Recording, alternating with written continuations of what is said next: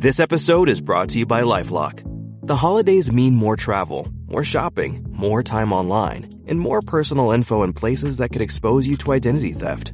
That's why LifeLock monitors millions of data points every second. If your identity is stolen, their US-based restoration specialist will fix it, guaranteed or your money back. Get more holiday fun and less holiday worry with LifeLock. Save up to 40% your first year. Visit LifeLock.com/podcast. Terms apply.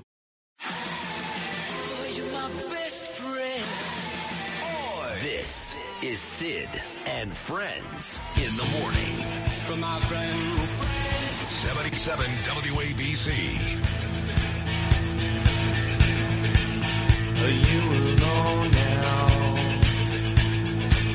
Did you lose the monkey? He gave you back days, and now you slouch. You didn't mean it. It's just a dummy. Reading Playboy on your couch. And now it's time to say what I forgot to say, baby, baby, baby. Come on, what's wrong? It's a radiation vibe I'm grooving on. Don't it make you wanna dance some? Nicely done, Lewis. Perfect song for Gordon Chang and our upcoming conversation. Chris Boyle checks in, my guy Chris. He says, coming up at 9:25, it's going to be Nassau County Executive Bruce Blakeman and the New York Post digital editor, Erin Geismar. Today, they are naming the New York Post the official newspaper of Nassau County, which basically means, hey, Newsday, suck it. Newsday sucks balls anyway. The most biased, well, not the most biased, but it could easily be the New York Times stepchild.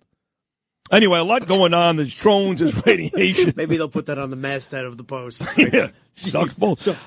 Sure.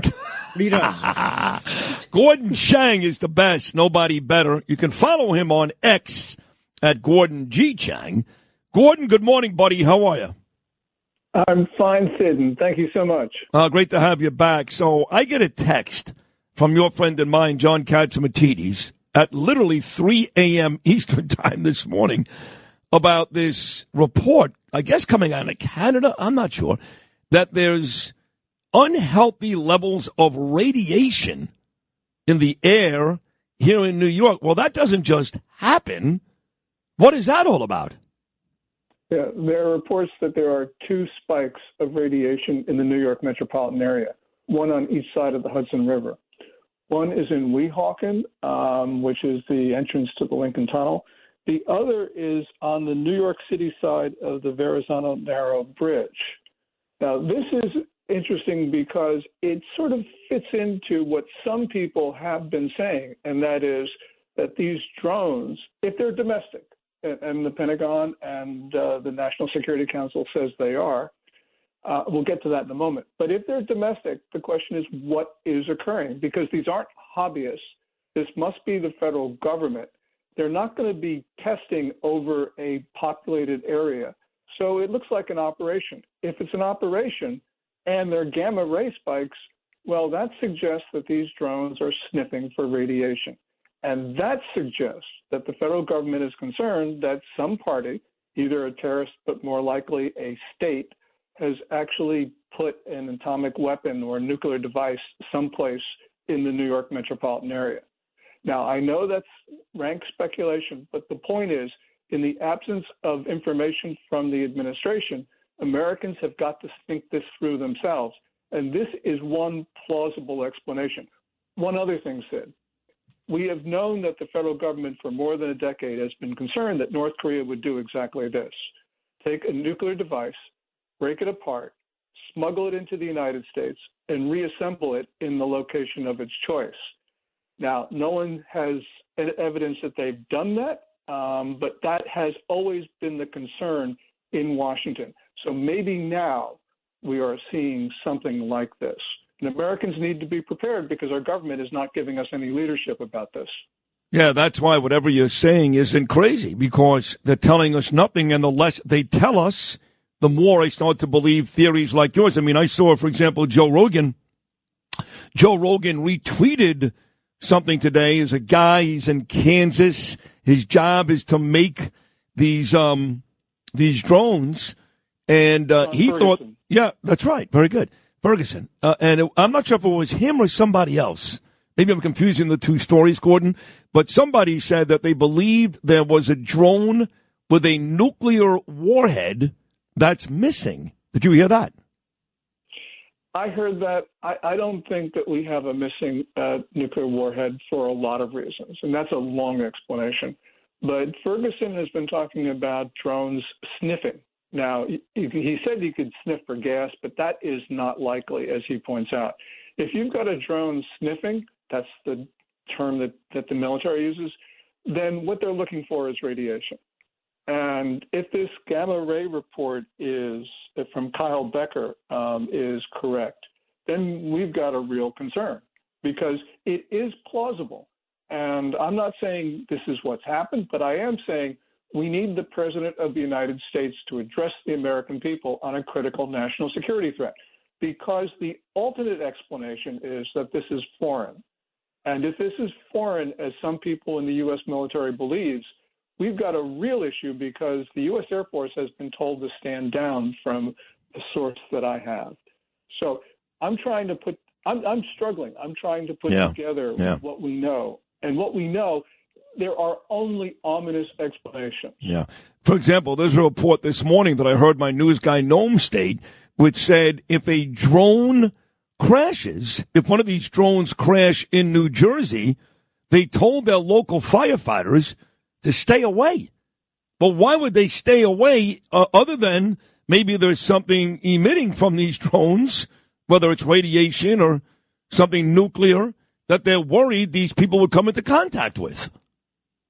Yes, and that's prudent, and I can understand an advisory of that sort. But yes, that tells us what the stakes are here, because we don't know. And that's why the most important thing is for the President of the United States, for Biden to talk to us.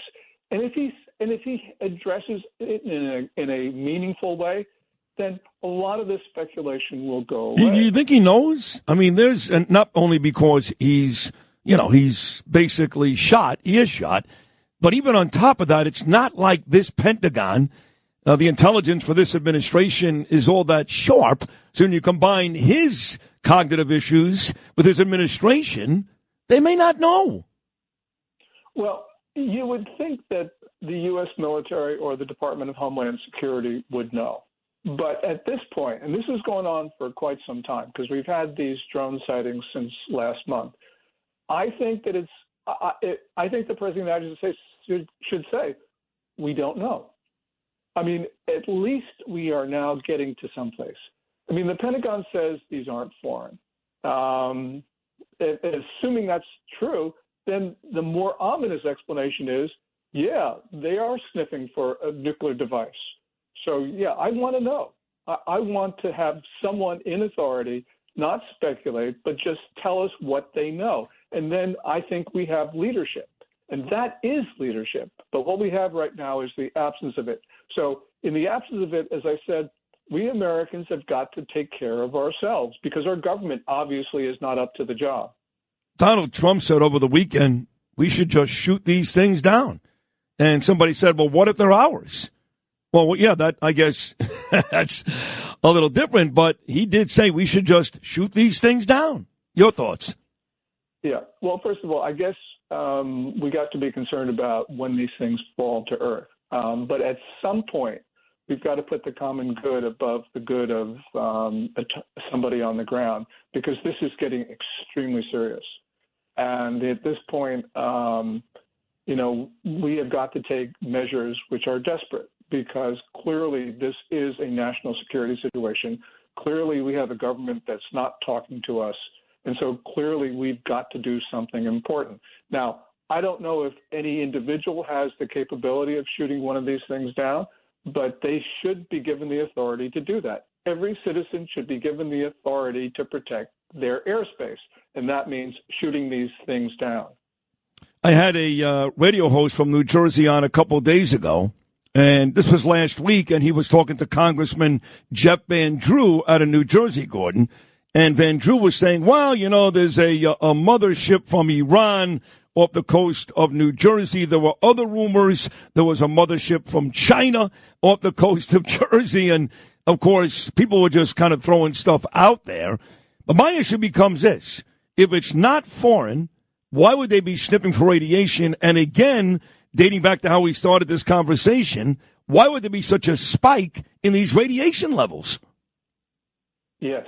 And we need to have the Department of Homeland Security or the president talk about this report from Kyle Becker, because this is extremely concerning. As to Van Drew's talk about a mothership, the Pentagon has actually specifically said that's not true. What the Pentagon didn't say, though, was maybe it's a submarine. There are a lot of other explanations that could generally fit within the congressman's assertion. I want to ask you about China for a second. Just last week, President Trump extended an invitation to the inauguration for Xi. And I don't think that he's going to come, but I don't remember a president ever doing that because it's never happened. We've never even seen a foreign leader at one of these American presidents' inauguration. What do you think about President Trump doing that? What was his motivation? Do you think the China leader may show up? And if not, either way, what does it mean about the future of the relationship when Trump takes over between the United States and China? Well, when Trump takes over, things are going to change in ways which break traditions of hundreds of years. Trump was probably trying one of his Machiavellian Jedi mind tricks on the Chinese leader. But I didn't like the invitation. And the reason is that this is the Xi Jinping who deliberately spread COVID beyond China's borders. That's 1.2 million Americans killed. This is the Xi Jinping who is promoting the fentanyl gangs, and that's 70 to 75,000 Americans each year dying from fentanyl. This is the Xi Jinping who steals $500 billion of U.S. intellectual property each year. There are some people that should not, under any circumstances, be invited to an American inauguration. And Xi Jinping, I believe, is one of them. What do you think about this Russia-Ukraine war? Trump promised for the longest time, I win day one, it's over. Well, he won, and he's taken over in 35 days from today. What is the future of that war with Trump as president? Well, clearly, Ukraine is not going to get U.S. munitions. And Trump has said that he does not want to give permission to the attackums to be sent into Russian territory. That materially helps Putin at a time when Putin is in trouble. He's in trouble on the battlefield and he's in trouble at home. I know most of your listeners won't want to hear this, but I think the future of our era gets determined in Ukraine. Who wins, who loses. If Putin wins, he's not going to stop in Ukraine. He didn't stop in Georgia in 2008. He didn't stop in Crimea in 2014. He's certainly not going to stop now if he gets any territory. Well, be more specific when you say he's not going to stop. Will he enter a NATO country like Poland? How far is he going to go? Well, he's already, from the indications, he's involved in these acts of sabotage and terrorism in NATO countries. So, yes, he could very well decide to do something. If he believes that the United States, for instance, will not support NATO, then obviously NATO countries would not have a good chance standing up against Russian, North Korean, maybe even Chinese troops. Certainly, this is the test for the West. And if we fail, we know what happens. We've had land for peace deals before. There's the Munich Pact of 1938, and see how that worked out. So we're dealing with the same type of character on the other side, and so we have got to face some pretty horrible realities. Trump left a peaceful world to Biden. Biden opened the door to China and Russia destabilizing the world. We've got basically wars on 3 continents right now. Things are going to get worse unless the United States comes in and says, we are going to stop this. Final 60 seconds. Let's wrap this up in a nice little bow, Gordon, and end where we started. Again, we don't know any answers. As smart as you are, you're probably the smartest guy I know. You don't know for sure of any answers, but your gut tells you what about these drones? My gut tells me that these are Department of Homeland Security, CIA, maybe even U.S. military drones. I believe that something unusual has happened. The most plausible, unusual explanation is they're sniffing for radiation, but it could be something else. But whatever it is, it ain't good, Sid. Right. There are And by no the way, good explanations. if they're sniffing for radiation, where will that be coming from? What country? Where's that from? It's probably coming. My guess it would be Iran, maybe China. But if it's Iran, it's China. If it's Russia, it's China, because these states don't act without China's say-so. Gordon, as always, amazing job. What a tremendous job, and we will continue to stay in touch with you. You're on top of all of this. Gordon G. Chang, folks, on X. That's Gordon G. Chang. Gordon, thank you so much, pal. Great job. Well, thank you so much, Sid, and stay safe. Yeah, you too. Gordon Chang right there, wrapping up hour number 3, setting us up for a final hour number 4, if we even get to one. We may die before. I don't know.